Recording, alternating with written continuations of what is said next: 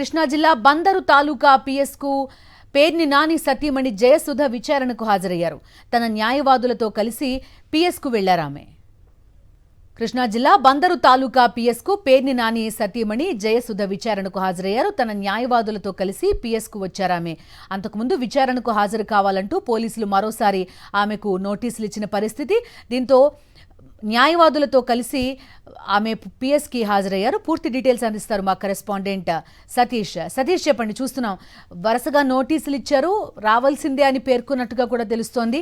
ఈ నేపథ్యంలోనే ఆమె పిఎస్కు వెళ్ళినట్టుగా సమాచారం. బిందు పేర్ని నాని సతీమణి పేర్ని జయసుధ కొద్దిసేపటి క్రిందటే ఆ బందర్ తాలూకా పోలీసుల విచారణకు హాజరయ్యారు.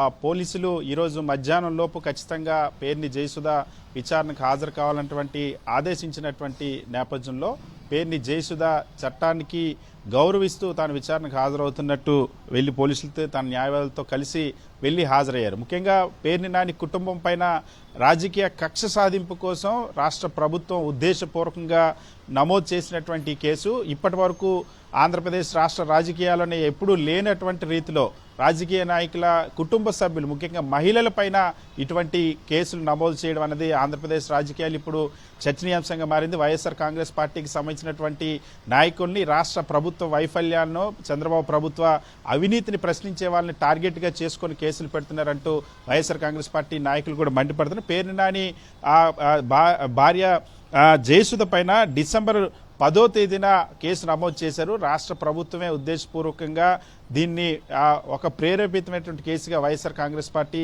పేర్ని నాని కూడా ఇప్పటికే దీనిపైన ఏ విధంగా తన కుటుంబాన్ని తనపైన కక్ష సాధింపు చర్యలు పాల్పడుతున్నారో వివరించారు. అంతేకాకుండా అసిస్టెంట్ మేనేజర్ ఏదైతే సివిల్ సప్లైస్ సంబంధించినటువంటి అసిస్టెంట్ మేనేజర్ ఇచ్చినటువంటి ఫిర్యాదు మేరకు ఆ పేర్ని జయసుధ పైన కేసు నమోదు చేశారు. ఈ కేసులో పేర్ని నానికి సంబంధించినటువంటి టార్గెట్ చేయడం కోసం పేర్ని నాని సతీమణి పేరు మీద ముందు కేసు పెట్టారు. తర్వాత పేర్ని నానిని కూడా వేరొకరు ఈ కేసులో మిగిలినటువంటి ఎవరైతే ఆ సివిల్ సప్లైస్ గోడౌన్కి అద్దెకి ఇచ్చినటువంటి పేర్ని గోడౌన్కి సంబంధించినటువంటి మేనేజర్ వీళ్ళందరినీ కూడా అరెస్ట్ చేశారు. ఇప్పటికే 4 అరెస్ట్ చేశారు. అరెస్ట్ చేసిన తర్వాత అందులో మళ్ళీ పేర్ని వారి రిమాండ్ రిపోర్ట్లో ఎవరైతే అరెస్ట్ అయినటువంటి వాళ్ళ రిమాండ్ రిపోర్ట్లో పేర్ని నాని పైన కూడా కేసు నమోదు చేశారు.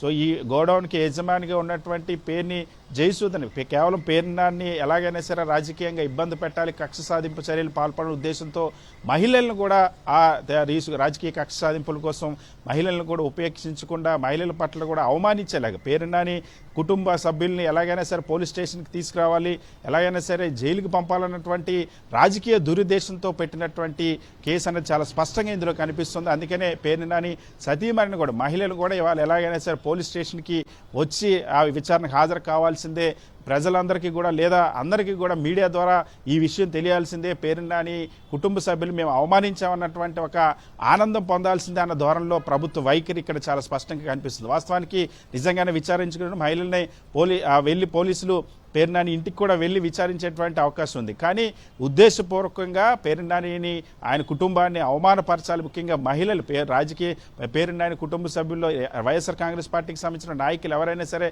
వాళ్ళ కుటుంబ సభ్యులు వాళ్ళ మహిళలు కూడా టార్గెట్ చేస్తామన్నటువంటి ఒక అవమానకరమైనటువంటి ఒక సందేశాన్ని పంపడం కోసమే ప్రభుత్వం ఇలా వ్యవహరిస్తుంది అన్నట్టు వైఎస్ఆర్ కాంగ్రెస్ పార్టీ కూడా మండిపడుతుంది. అయితే పేర్ని నాని ఇప్పటికే ఖచ్చితంగా దీన్ని చట్ట ప్రకారం ఎదుర్కొంటామని చాలా స్పష్టంగా చెప్పారు. పేర్ని జయసుధకి ఇప్పటికే ఆ కోర్టులో బెయిల్ కూడా మంజూరైంది. కేసుకి సంబంధించి విచారణకి ఖచ్చితంగా నేను సహకరిస్తానని కూడా చెప్పారు. అదేవిధంగా పేర్ని నాని రాజకీయంగా ఎంత కక్షపూరితమైనటువంటి కేసు పెట్టినప్పటికి కూడా చట్ట ప్రకారం మేము పోలీసులు సహకరిస్తామన్న అంశాన్ని కూడా చాలా స్పష్టంగా చెప్పారు. సో పేర్ని జయసుధ అందుకే ఈరోజు పోలీసులు ఇచ్చినటువంటి నోటీస్కు అనుగుణంగా పేర్ని జయసుధ బందర్ తాలూకా పోలీస్ స్టేషన్లో విచారణకు హాజరయ్యారు. ప్రస్తుతం ఆమెను విచారిస్తూ ఉన్నారు పోలీసులు.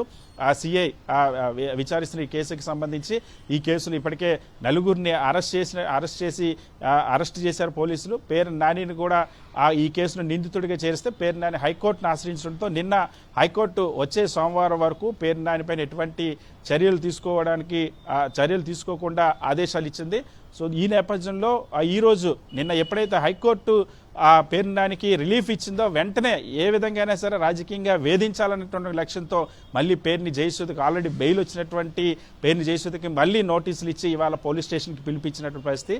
సో పేర్ని నాని సతీమణి జయసుధ ఈరోజు పోలీసుల ముందు విచారణకు ప్రస్తుతం హాజరయ్యారు. ప్రస్తుతం పోలీసులు విచారిస్తున్న పరిస్థితి. Okay Satish, thank you. కూటమి ప్రభుత్వం పేర్ని కుటుంబంపై కక్ష సాధింపు చర్యలను వేగవంతం చేసింది. రాజకీయ కక్ష సాధింపు చర్యల్లో భాగంగా మహిళలను అవమానించేలా చర్యలు తీసుకుంటోంది. మరోసారి పేర్ని నాని సతీమణి జయసుధకు నోటీసులు ఇచ్చారు. మరోసారి విచారణకు హాజరు కావాలని నోటీసులు ఇవ్వడంతో కృష్ణా జిల్లా బందరు తాలూకా పిఎస్కు విచారణకు హాజరయ్యారామె. న్యాయవాదులతో కలిసి జయసుధ పిఎస్కు వెళ్లారు.